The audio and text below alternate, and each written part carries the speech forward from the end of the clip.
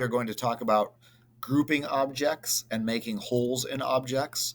There's times where I have two separate objects, but I don't want them to be separate.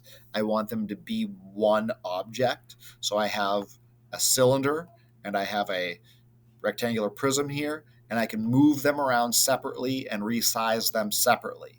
But if I group them, they become one piece. So to group them, I'm going to click and drag a box around them, and that highlights them both. And I go up here and click this group icon. Now I can either click the icon or I can hit Control G and it will also group them. Once they are grouped, they are one object that can be moved. Both pieces can be moved together because they're really one object right now, and they can both be resized together. So notice how that top cylinder is becoming a different size right along with my bottom rectangular prism. So if I need to ungroup these to make them two separate pieces, two separate parts, I click and drag my box around them to highlight, and I select this, ungroup. I can also hit Control Shift G on that. Now they are two separate pieces that can be resized separately and rotated separately. I can also make holes in objects with grouping. So these two shapes here, they are automatically holes.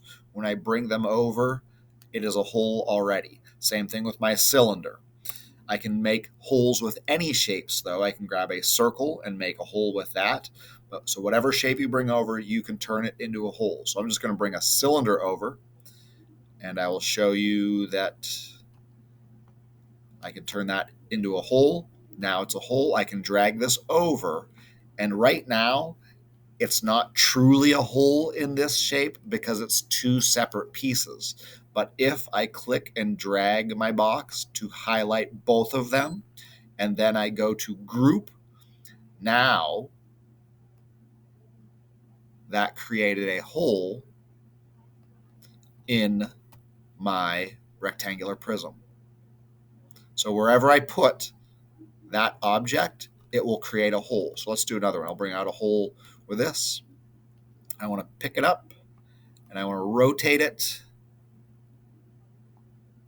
Let's see. Rotate it this way. Let's look at it from the top. Rotate it this way. Make it longer. Let's look at a different view. All right, let's slide this guy over.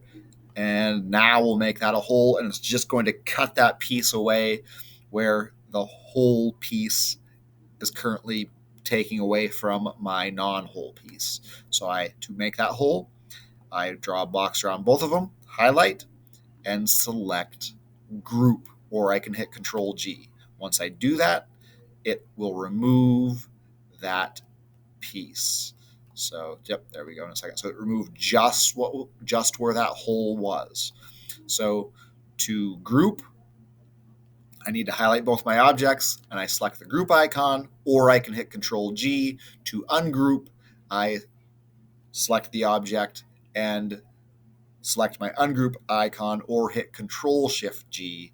And to make holes, I can either bring out one of my hole objects, or I can bring out any other object and turn that into a hole, put that in my other shape wherever I want that hole, group them by dragging across and selecting the icon, and now there's a hole in the middle of mine that looks like a sphere. All right, good luck with that.